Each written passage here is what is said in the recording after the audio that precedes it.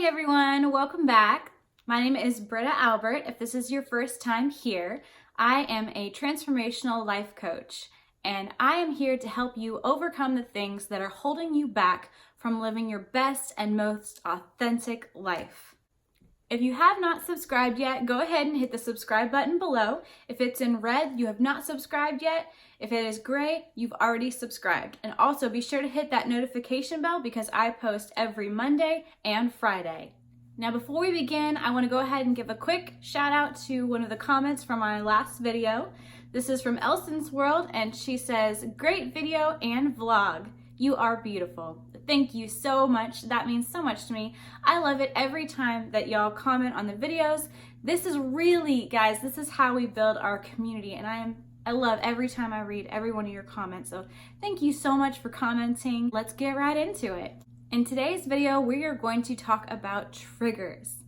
What is a trigger? A trigger is anything that really takes you out of presence and it disrupts your flow. So if you are present in the moment and you are enjoying life and you are doing you, and all of a sudden something comes up and it brings up an emotion inside of you, that is going to be a trigger. They are the most wonderful thing that you could ever ask for. When you get triggered, it is the universe telling you that it is safe now to go ahead and look at something that you have buried inside of you. When you encounter a trigger, it means that you are ready to deal with whatever is going on. Now, triggers, they come in a lot of different emotions. You might have a trigger that is going to make you feel anger, one that's going to make you feel fearful, sad, scared, depressed, any kind of negative emotion that's going to come up inside of you that was caused by an action, a person, a word, or something. And the reason we call it a trigger is because it triggers an emotional response, and it might trigger a memory from your past of where it actually even came from. Now, I personally love triggers because triggers tell you that you are on the right course. They tell you that you are going the right direction. And although they're not necessarily fun to go through, you can absolutely learn to love and appreciate them every time you see them. And honestly, when you look at a trigger that way, it just makes it all the easier for you to transition through and heal whatever is coming up inside of you. When you get triggered by something, like I said before, it means that you're ready to finally deal with it. You're not going to get triggered by something if it is still buried beneath you. And that's why sometimes we think that we've healed from certain things, or we might even not remember a trauma that happened in our childhood or something like that until way later on in life. If you're not ready to deal with something, it's not going to come up for you. But once it starts to come up, no matter how painful it is, no matter how much you want to shove it back in that box, rebury it, not look at it, not see that it's there, it is okay to look at it. I need you to really get this, that it is perfectly fine for you to go ahead and start to heal whatever that trigger was, because that's why you're experiencing it right now. It is supernaturally brought to your attention by all the synchronicities of life. The butterfly effect, if you will. This thing causes this thing, causes this thing, causes this thing. And all of a sudden, a word that somebody says that means nothing to everybody else in the crowd, but it hits you right here, and it, like I said, it pulls up an emotion for you. That is what your trigger is, and it's going to show you now that it's okay to look at it, and it's time to heal that.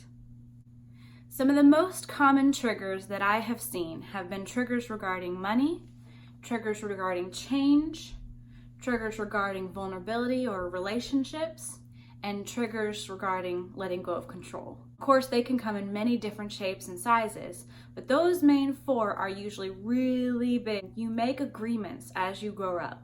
It might not even be something that you have directly experienced or that somebody said directly to you, but if you were raised and you saw somebody, say, being chastised for wearing something that cost a lot of money to church, for example, then in your mind, you might have an agreement with yourself, and you see what happened to that person, you see the way that people looked at them, and you think in your mind, okay, so having really nice things or spending money on myself is bad.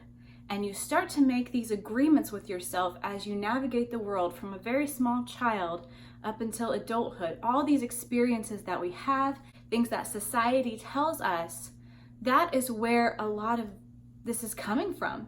Now we have the opportunity to choose for ourselves. You don't have to stick with those agreements anymore. You now get to choose and decide what agreements you want to keep and what agreements are not serving you. And that's really what it comes down to at the end of the day. Is it serving you or is it not serving you? If it's not serving you, get rid of it. There's no point in it being in your life. It's just gonna hold you down. It's gonna keep you from fulfilling your purpose. It's gonna keep you from being your best, most authentic self. Do you want that? Are you content with just mediocre? Or are you here watching this video right now because you're sick of mediocre and you feel that call inside of your soul that you know you're meant for more and you know that you're not being your most authentic self? Well, you get to choose. You don't have to wait on anybody.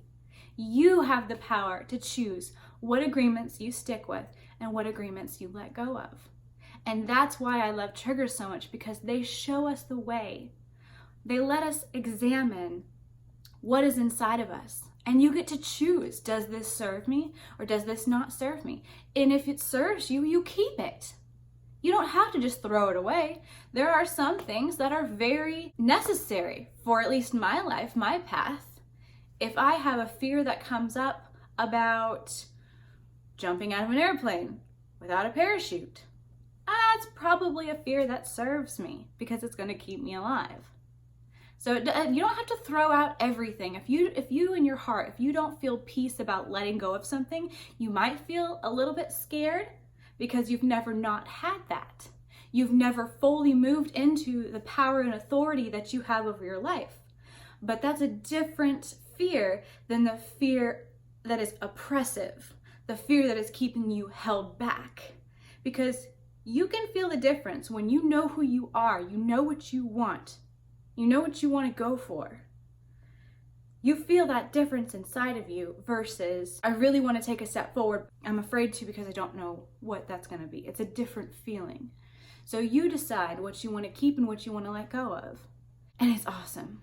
It is absolutely awesome. And I want to remind y'all, if you have not subscribed yet, go ahead, hit that red subscribe button and hit the notification bell, because we're actually going to go way deeper into this in my next video as well. We are going to start looking at individual triggers, the most popular ones. So make sure if you haven't hit that notification bell, go ahead and hit it now. Now, one of the other things that I have found about triggers is that triggers tend to have a vocabulary. And the biggest thing I have seen that triggers like to say is I can't. I know I've said I can't on many occasions. What I have started to do and what I encourage you to do is, instead of saying I can't, be honest with yourself. If you are not prepared to be honest with yourself, you are going to have a hard time growing and walking into your purpose. So instead of saying I can't, start saying I am not willing to. When you say I am not willing to, there are two things that happen. One, you get triggered. You're either going to feel guilt, shame, frustration, anger, or you're going to feel powerful and free. Because guess what? It's okay to not be willing to at some things. I'm not willing to get up at 5 in the morning. To say that I can't get up at 5 in the morning is a lie. I have everything in my capability to get up at 5 in the morning. I don't want to live that kind of life, and I don't feel like 5 in the morning will serve me for who I want to be and how I want to live. Other people, they don't feel that way. So if you got triggered, that right there is your first sign. Then now you can start to sit with it and ask yourself, have questions with that feeling that came up. Now, I want to give you an example of dialogue, a true story, my story, of when I first started working with my coach. And the trigger that came up for me was money. And the emotion that came with the money initially was fear. The dialogue went a little bit like this. First, I had to name the emotion. All right, so the emotion is fear. Now, what is coming up for you with fear? I think that's a lot of money to spend on myself, and I just don't really feel like it's a good idea to spend that kind of money on myself. Okay, so if you're worried about spending this kind of money on yourself, but you know that coaching can bring more money into your family because you will now be coached on how to do that, do you agree that that would be the outcome of coaching? Yes, I agree that that would be the outcome of coaching, but I still feel like it would be selfish to spend that kind of money on myself. Okay, so I hear you that you are saying that you feel that it's selfish to spend that kind of money on yourself. But yet again, we still have already agreed that coaching is going to get you where you want to be in life. So therefore, it's not selfish to provide for your family. Is that correct? Yes, but I'm still really struggling with spending that kind of money on myself. Okay, so now we need to identify what this emotion is, because this is going a little bit beyond fear. What emotion is this? This emotion is self-worth. I don't feel like I am worthy to invest in myself. Okay, so now we're going to go deeper into this emotion. What does this unworthiness feel that it needs in order to be okay with spending this kind of money? Because you know that you're going to be doing it inevitably for the betterment of your family, because we already agreed it's going to bring in more money, yes?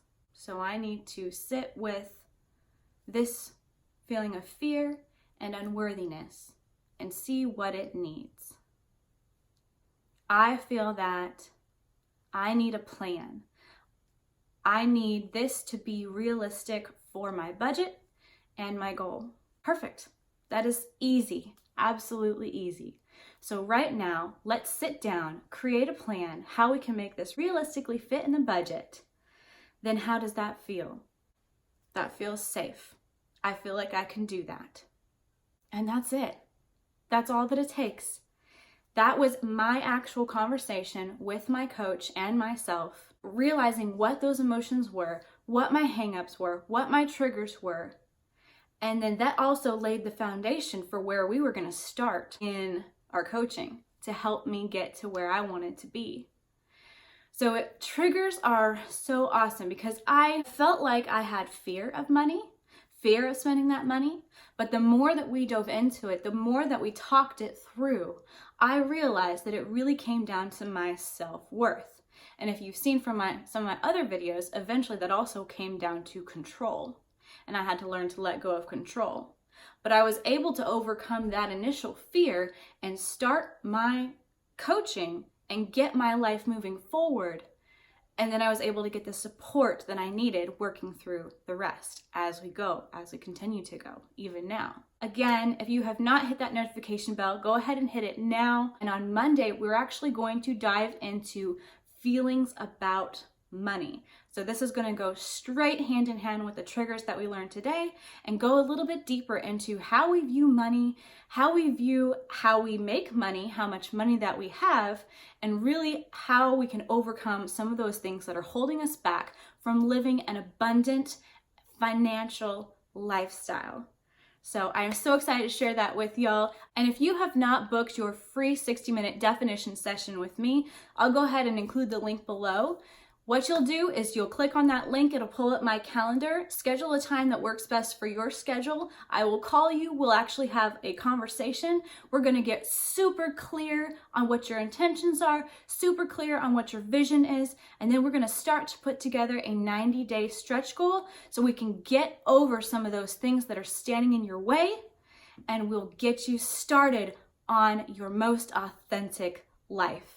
Go ahead and click this video up here. This video is going to be what YouTube recommends for you based upon your watch history.